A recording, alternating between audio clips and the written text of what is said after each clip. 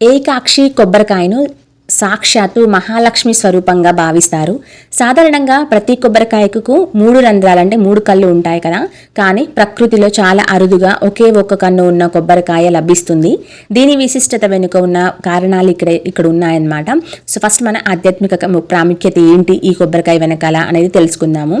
ఈ కొబ్బరికాయని మహాలక్ష్మి నివాసంగా భావిస్తారు. పురాణాల ప్రకారం ఏకాక్షి కొబ్బరికాయలు లక్ష్మీదేవి కొలువై ఉంటుందని అయితే నమ్మేవారంట.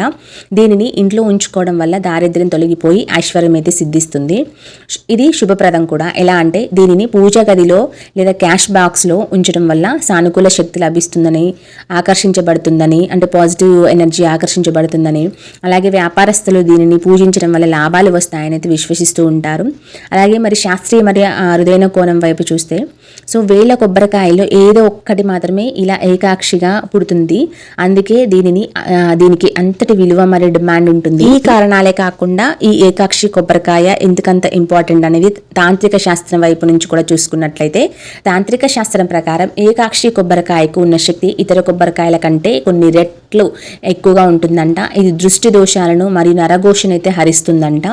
మరి ఇంట్లో దీన్ని ఎలా ఉపయోగించుకోవాలి, ఇట్లా దృష్టి దోష నరదోషాలు పోవాలి అంటే ముందుగా ఈ ఏకాక్షి కొబ్బరికాయను పవిత్రమైన గంగాజలంతో లేదా పంచామృతాలతో కడగాలి. తర్వాత దీనికి అలంకరణ చేయాలి. అంటే దీనికి గంధం కుంకుమ పెట్టి ఎర్రటి పూలతో అలంకరించాలి. ఆ తర్వాత స్థాపన చేయాలి. ఒక ఎర్రటి పట్టు వస్త్రం పైన దీనిని ఉంచి లక్ష్మీ మంత్రాలను పఠిస్తూ పూజించాలి. తర్వాత నిరంతర పూజ చేసుకోవాలి. అక్షయ తృతీయ లేదా దీపావళి వంటి పర్వదినాలలో దీనికి పూజ చేసి ఆపై మీ బీరువాలో లేదా పూజా మందిరంలో అయితే భద్రపరచుకోవాలి. ఒక చిన్న సలహా ఏంటంటే, మార్కెట్లో కొన్నిసార్లు సాధారణ కొబ్బరికాయలను చెక్కి ఏకాక్షిగా అయితే నమ్మిస్తూ ఉంటారు. కాబట్టి దీనిని కొనేటప్పుడు అసలైనదా కాదా అని జాగ్రత్తగా అయితే పరీక్షించుకోవాలి. నిజమైన ఏకాక్షి కొబ్బరికాయలో ఒకే ఒక కన్ను మరియు ఒకే రేఖ ఉంటుంది. ఏకాక్షి కొబ్బరికాయ గురించి మరికొన్ని ఆసక్తికరమైన మరియు లోతైన విషయాలు అయితే ఉన్నాయి. అవి కూడా మనం తెలుసుకుందాము. ఈ ఏకాక్షి కొబ్బరికాయని త్రినేత్రుని అంశ అంటారు. అవును, సాధారణ కొబ్బరికాయకు 3 కళ్ళు ఉండడం వల్ల దానిని పరమశివుని స్వరూపంగా అయితే భావిస్తాం. కానీ ఏకాక్షి కొబ్బరికాయను మహాలక్ష్మి కన్నుగా లేదా శివుని 3వ కన్నుగా కూడా పరిగణిస్తారు.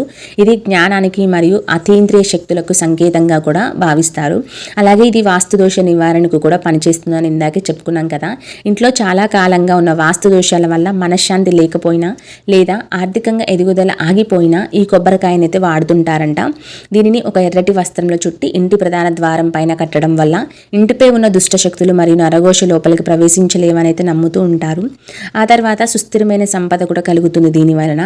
ఎలా అంటే చాలా మందికి డబ్బు వస్తుంది కానీ నిలబడదు.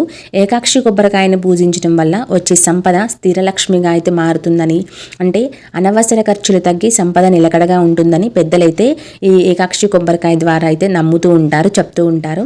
అలాగే అసలు ఈ ఏకాక్షి కొబ్బరికాయ నిజమైనదా కాదా అనేది పరీక్షించే విధానం కూడా ఉంది. ఈ ఏకాక్షి కొబ్బరికాయకి డిమాండ్ ఎక్కువగా కనుక మార్కెట్లో ఫేక్గా కూడా అమ్ముతూ ఉంటారు. సో అసలైన ఏకాక్షి కొబ్బరికాయను గుర్తించడానికి ఒక చిన్న పద్ధతి ఉంది. ఏంటంటే దానిని నీటిలో ఉంచినప్పుడు అది మునిగిపోకుండా నిటారుగా నిలబడితే అది చాలా శక్తివంతమైనదిగా అయితే భావిస్తారు. అలాగే దాని మీద ఉండే పీచును తీసేనప్పుడు కేవలం ఒకే ఒక రంధ్రం మరియు దాని నుండి కింద వరకు ఒకే ఒక గీత మాత్రమే ఉండాలి. అదే నిజమైన ఏకాక్షి కొబ్బరికాయ. అలాగే ఈ కొబ్బరికాయని సంతాన ప్రాప్తి కోసం కూడా కొంతమంది వాడుతూ ఉంటారు. ఎలా అంటే కొన్ని ప్రాంతాల్లో సంతానం లేని దంపతులు ఈ ఏకాక్షి కొబ్బరికాయను పూజ గదిలో ఉంచి నిత్యం ఆరాధించడం వల్ల సంతాన యోగం కలుగుతుందని కూడా విశ్వసిస్తూ ఉంటారు. సో అందుకని ఫ్రెండ్స్, ఈ ఏకాక్షి కొబ్బరికాయ దొరకడం ఎంత కష్టమో దానివల్ల కలిగే ఫలితం కూడా అంత గొప్పది. ఒకవేళ మీకు ఇది దొరకకపోయినా బాధపడకండి. అక్షయ తృతీయ నాడు సాధారణ కొబ్బరికాయను భక్తితో పూజించి ప్రసాదంగా స్వీకరించిన ఆ తల్లి అనుగ్రహం అయితే లభిస్తుంది. సో చూశారు కదా, అక్షయ తృతీయ రోజున ఈ ఏకాక్షి కొబ్బరికాయతో ఇటువంటి చిన్న రెమెడీని అయితే చేయండి. తద్వారా మంచి ఫలితాలు అయితే లభిస్తాయి.